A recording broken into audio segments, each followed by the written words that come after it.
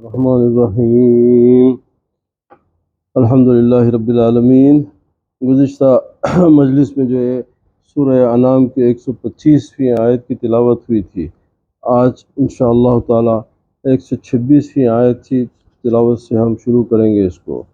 تو یہ 126ویں آیت سورہ انعام کی یہ ہے، وَهَذَا صِرَاطُ رَبِّكَ مُسْتَقِيمٌ قَدْ فَصَّلْنَا الْآيَاتِ لِقَوْمٍ يَذَّكَّرُونَ۔ اب اس کا ترجمہ یہ ہے کہ اور یہ اسلام ہی آپ کے رب کا سیدھا راستہ ہے، بے شک ہم نے نصیحت قبول کرنے والے لوگوں کے لیے آیتیں تفصیل سے بیان کر دی۔ تو اچھا، اور جو اس پر چلتا ہے تو اسے ٹیڑھا پن نظر نہیں آتا، یہاں تک کہ وہی راستہ اسے بہشت میں لے جاتا ہے، یعنی جنت میں لے جاتا ہے۔ ہم نے آیات بیان کیے ہیں، یعنی انہیں واضح اور کھلے طور پر ہم نے بیان کیے کہ اس کا ایک مضمون دوسرے سے مخلوط نہیں ہوتا۔ ہماری آیات میں یعنی کوئی تضاد نہیں ہے، اس کے اندر کوئی اس طریقے سے اختلاط نہیں پایا جاتا۔ اچھا، لِقَوْمٍ یذکرون، ان لوگوں کے لیے جو نصیحت پذیر ہوتے ہیں۔ تو قرآن میں ہدایت انہی کے لیے ہوتی ہے جو تقوی اختیار کرتے ہیں،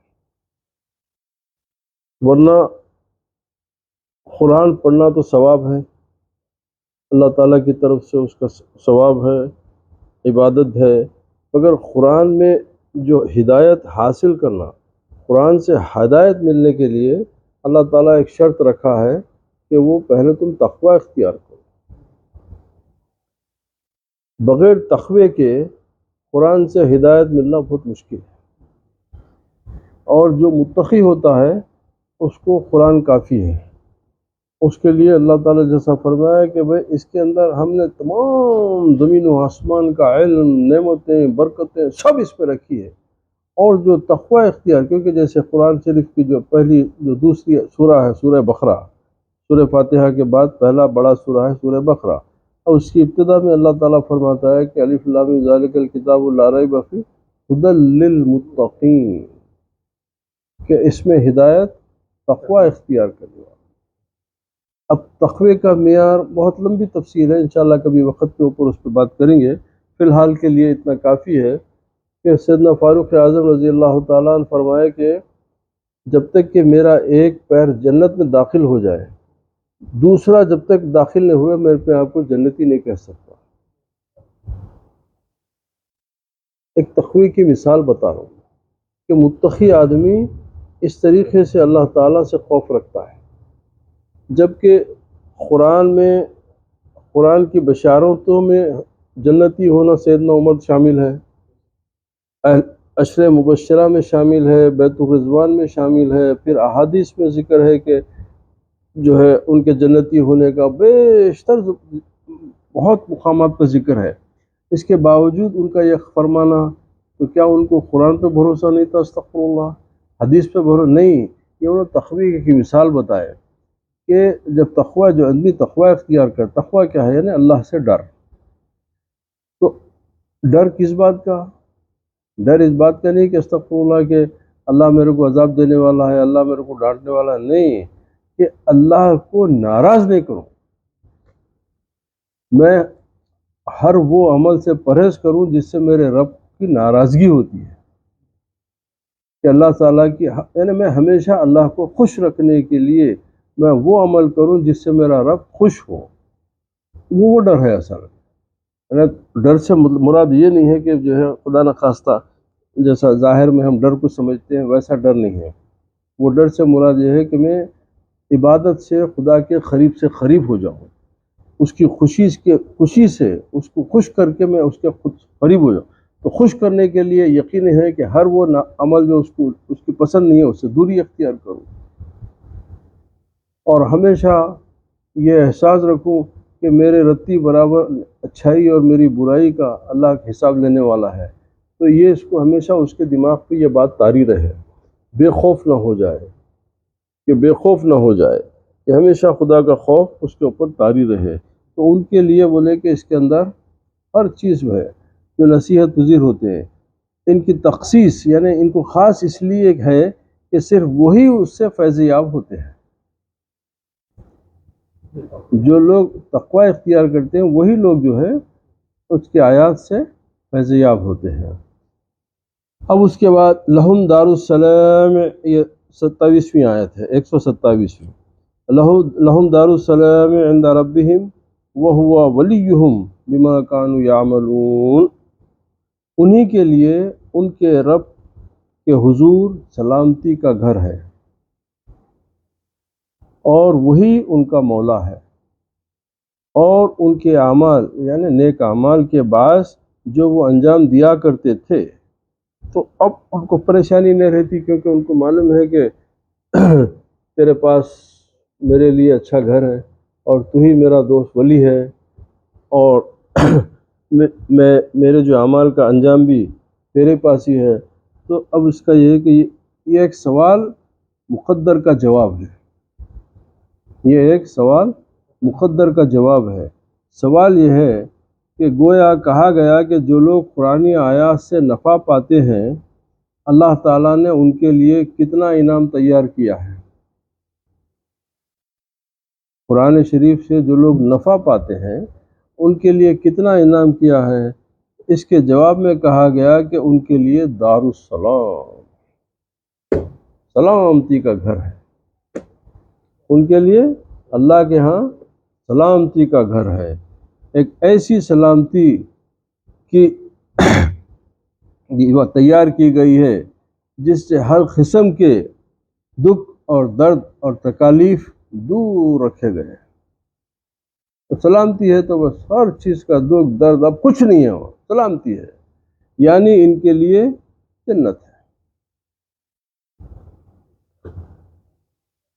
عند ربہم یعنی یہ دارالسلام سے حال ہے، یعنی اللہ کے ہاں، یعنی ان کے لیے جنت میں اللہ تعالیٰ کے ہاں ان کی مہمانیاں ہیں۔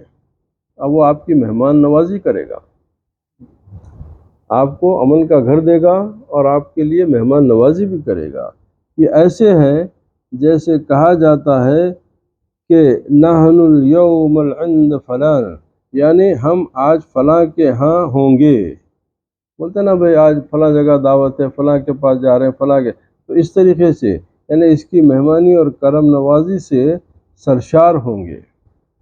بعض کے نزدیک اندیا سے اند سے یہ کہ وعدہ کریمہ مراد ہے، یعنی اللہ تعالیٰ کا وعدہ مراد، کہ قیامت میں ایسے لوگوں کا اللہ تعالیٰ کفیل ہوگا۔ اب ان کی کفالت کون کرے گا؟ اللہ سبحانہ و تعالیٰ کفیل ہوگا۔ وہ ہوا ولیہم، وہی ان کا مالک، وہ محب، اور ان کے دشمنوں پر وہی ان کو مدد دینے والا ہے۔ بما کانوا یعملون، یعنی ان کے اعمال صالحہ کی وجہ سے، ان کے نیک اعمال کی وجہ سے اب اللہ سبحانہ و تعالیٰ ان کا ولی ہو گیا، ان کے لیے سلامتی کا گھر ہے، ان کے پاس اس کی مہمان نوازی ہے۔ اب اس آیت میں مندرجہ ذیل امور کا بیان ہوا ہے، تو اب کیا امور ہے یہ؟ تو بولے ایک پہلا ہے کہ ایمان کا حسن، دوسرے کفر کا قبیح ہونا، یعنی برا، کفر بری چیز ہے، تیسرے سعادت مند اور بدبخت کا انجام، جو سعادت مند ہے ان کے لیے کیا ہے، جو بدبخت ہے ان کے لیے کیا ہے، انبیاء و اولیاء کے طریقوں پر چلنے کی ترغیب۔ اب یہ ایک آیت سے اتنے مفہوم نکالے مفسر کہ ان باتوں کا اس میں بیان ہو گیا ہے۔ پانچواں وہ عمل صالح، وہ نیک عمل جو صرف رضائے الہی کی خاطر کیا جائے تو وہ اللہ تعالیٰ کی محبت کا سبب بنتا ہے۔ جو عمل آپ دنیا کو اگر آپ کا نیک عمل بھی ہے مگر اس میں آپ کی طلب یہ ہے کہ آپ کی دنیا کی تعریف ہو، تو اس کا ثواب وہ درجے نہیں ہوتا، کیونکہ اس میں ریا آ گئی، اس میں دکھاوا آ گیا۔ اور جو چیز صرف خالص اللہ کے لیے کیا جاتی تو اس میں آدمی کو یہ فکر نہیں ہوتی کہ لوگ میری تعریف کریں یا نہ کریں، لوگ جانے یا نہ جانے، مگر ہمارے میں اتنا حوصلہ نہیں ہے، ہم میں وہ حوصلہ نہیں ہے۔ مگر اصل چیز وہی ہے کہ جب تم کوئی کام نیک کر رہے ہو تو تمہاری طلب یہ ہوتی ہے کہ بھئی اس کی جزا میرے کو اللہ سے ملے۔ جب اللہ سے جزا کی توقع رکھو تو پھر لوگوں سے تعریف کی توقع کیوں بیٹھے ہوئے؟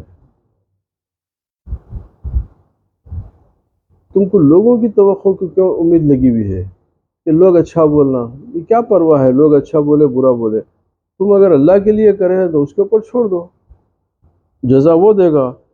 تو وہی بتا رہے ہیں کہ اللہ تعالیٰ کی محبت کا سبب بنتا ہے، اور اللہ تعالیٰ کی محبت دار السلام یعنی جنت کے داخلے کا ٹکٹ ہے، اور دار السلام وہ قرار، وہ اطمینان کا گھر ہے، یعنی وہ سکون اور اطمینان کا گھر ہے۔ جو اس میں داخل ہوگا وہ ہر طرح سے کے عذاب سے مامون، وہ محفوظ ہو جائے گا۔ اب ایک مرتبہ آپ جنت میں داخل ہو گئے تو تمام عذاب سے، دکھ سے، درد سے محفوظ ہو گیا، اب آپ سلامتی میں ہیں، اب آرام سے سلامتی کے ساتھ رہو، اب آپ کے ساتھ کوئی حساب کتاب کو سب ہو گیا، اب آپ کو داخلہ ہو گیا، آپ جائیے، آپ جنت میں آرام سے رہیے، اس لیے کہ اللہ تعالیٰ اہل ایمان کا ولی ہے، اور انہیں ظلمات سے نکال کر، یعنی اندھیروں سے نکال کر نور کی طرف لے جاتا ہے، اندھیروں سے نکال کے نور کی طرف۔ اب یہاں پر انہوں نے اس آیت کی تفصیل میں ایک حکایت بھی بیان کی ہے، تو وہ حکایت یہ ہے کہ سیدنا فاروق اعظم رضی اللہ تعالیٰ نے دیار عجم کے ایک قلعے کو فتح کرنے کے لیے، یعنی عرب سے الگ جو علاقہ ہوتا وہ عجم ہوتا، اب جیسے ہم لوگ ہیں، ہم لوگ عجمی ہیں، اب یہ ہندوستان، پاکستان، ایران وغیرہ یہ جتنے باشندے ہیں یہ عجمی ہیں، جو عرب کے خطے کے ہیں وہ عربی ہے، جو عرب نان عرب ہے وہ تب عجمی ہے۔ تو انہوں نے دیار عجم کے قلعے کو فتح کرنے کے لیے ایک لشکر بھیجا جس میں 4000 گھوڑ سوار تھے۔ ان کا امیر لشکر اپنے صاحبزادے حضرت عبداللہ رضی اللہ تعالیٰ عنہ کو مقرر فرمایا۔ اہل لشکر چلتے رہے یہاں تک کہ اس قلعے کے قریب پہنچے، اور ایک بلند پہاڑی پر تھا وہ قلعہ۔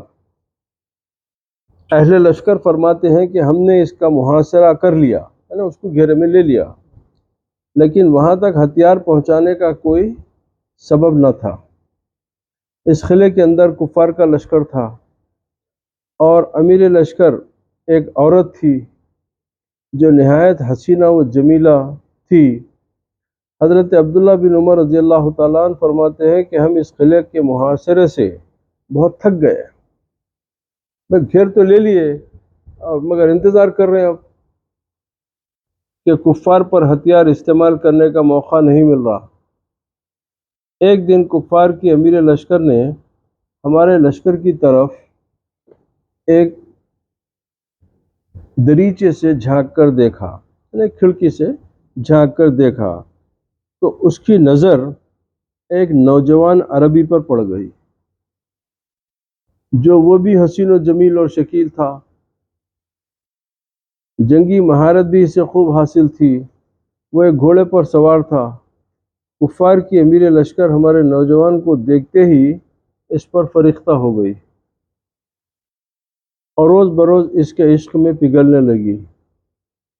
اس کی محرم راز نوکرانی، یعنی اس کی رازدار نوکرانی نے سبب پوچھا اور کہا کہ آپ ہماری ملکہ ہیں اور قلعے کے اندر محصور ہیں، اور ہم لوگ قلعے میں بند ہیں، کیونکہ باہر تو اسلام کی فوج چاروں طرف سے ہم کو گھیر لی ہوئی ہے، آپ پر فوجوں کا زبردست پہرا ہے، پھر بھی آپ آہیں بھرتی ہیں، اس نے کہا کہ میرا خیال آتا ہے کہ اس قلعے کو فلاں نوجوان فتح کرے گا۔ اب انہیں اپنی نوکرانی سے بول رہی کہ میرے کو یہ خیال آتا کہ وہ نوجوان جو ہے وہ قلعے کو، یعنی باہر جو حسین نوجوان، جو عربی نوجوان جو دیکھی تھی، بولے میرے کو ایسا لگتا ہے کہ وہ قلعہ فتح کر لے گا۔ نوکرانی نے کہا کہ وہ کیسے؟ اس نے کہا دیکھ لے، اب چند منٹوں کی بات ہے، کہہ کر ملکہ نے اپنا ایلچی، یعنی اس کا اپنا نمائندہ، اس نوجوان کے ہاں بھیجا اور کہا کہ کوئی ایسی صورت بھی ہے کہ تیری ملاقات ہو جائے، اس کے بعد تم میرے اور میں تمہاری ہو جاؤں گی۔ نوجوان نے ایلچی کو جواب دیا کہ اسے جا کر کہہ دو 2 شرطوں پر میری ملاقات ممکن ہے۔ پہلی شرط، باہر والا قلعہ ہمیں دے دے۔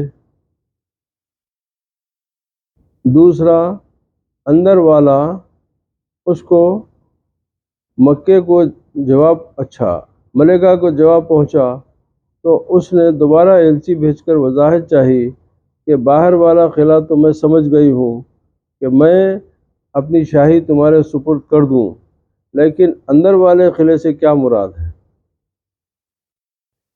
اور کس کو دینا ہے؟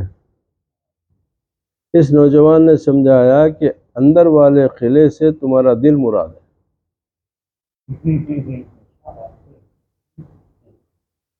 اور اسے اللہ تعالیٰ کے سپرد کرنا ہے۔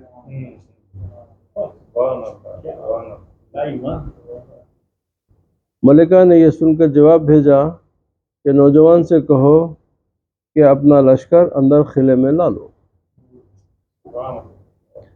میں یہ قلعہ تمہارے قبضے میں دے چکی ہوں۔ جب اسلام کا لشکر اندر پہنچا تو اس نوجوان نے ملکہ کو سلام پیش کیا۔ اس نے کہا کہ چونکہ میں ایک بڑی ملکہ ہوں، اس لیے میں اسلام اس کے سامنے قبول کروں گی جو تمہارا امیر ہو۔ اس نوجوان نے کہا کہ اس وقت تو ہمارا امیر لشکر حضرت عبداللہ ابن عمر ہے، جو ہمارے خلیفہ کا بیٹا ہے۔ ملکہ حضرت عبداللہ ابن عمر کے ہاں حاضر ہوئی اور انہیں بھی یہی سوال کیا۔ اس نے کہا کہ اس وقت ہمارے بڑے میرے والد گرامی ہیں۔ ملکہ نے کہا کہ مجھے ان کے ہاں بھیج دو۔ جب وہ ملکہ حضرت عمر رضی اللہ تعالیٰ عنہ کے ہاں حاضر ہوئی تو وہاں بھی یہی سوال کیا۔ آپ نے اس سے فرمایا کہ ہم سب کے بڑے نبی کریم صلی اللہ علیہ وسلم ہیں، یہ ان کی خبر انور ہے۔ ملکہ نے کہا کہ میں انہی کے حضور میں اسلام قبول کروں گی۔ چنانچہ یہ کہہ کر حضور سرور عالم صلی اللہ علیہ وسلم کے روضہ اطہر کی طرف چلی اور آ کر سلام عرض کیا اور نہایت ہی بادب اور پرسکون ہو کر بیٹھ گئی اور پڑھا اشہد ان لا الہ الا اللہ واشہد ان محمدا عبدہ ورسولہ، اور کہا کہ اب میں ظلمات سے نکل کر نور میں داخل ہو گئی۔ یا رسول اللہ صلی اللہ علیہ وسلم، مجھے خوف ہے کہ ایمان قبول کرنے کے بعد گناہوں میں ملوث نہ ہو جاؤں۔ ایمان قبول کرنے کے بعد مجھے خوف ہے کہ گناہوں میں ملوث نہ ہو جاؤں، لہذا میری درخواست ہے کہ آپ میرے لیے دعا فرمائیے۔ چونکہ آپ کو اللہ تعالیٰ نے سچا رسول بنا کر بھیجا ہے، آپ اپنے رب تعالیٰ سے سوال کیجئے تاکہ مجھے گناہ کے ارتکاب سے پہلے ہی موت دے دے۔ گناہ کے ارتکاب سے پہلے ہی موت دے دے۔ یہ کہہ کر رسول پاک صلی اللہ علیہ وسلم کی چوکھٹ پر سر رکھ دیا اور وہیں پر وفات پا گئی۔ حضرت عمر رضی اللہ تعالیٰ عنہ اس کے حسن خاتمہ کو دیکھ کر رو پڑے۔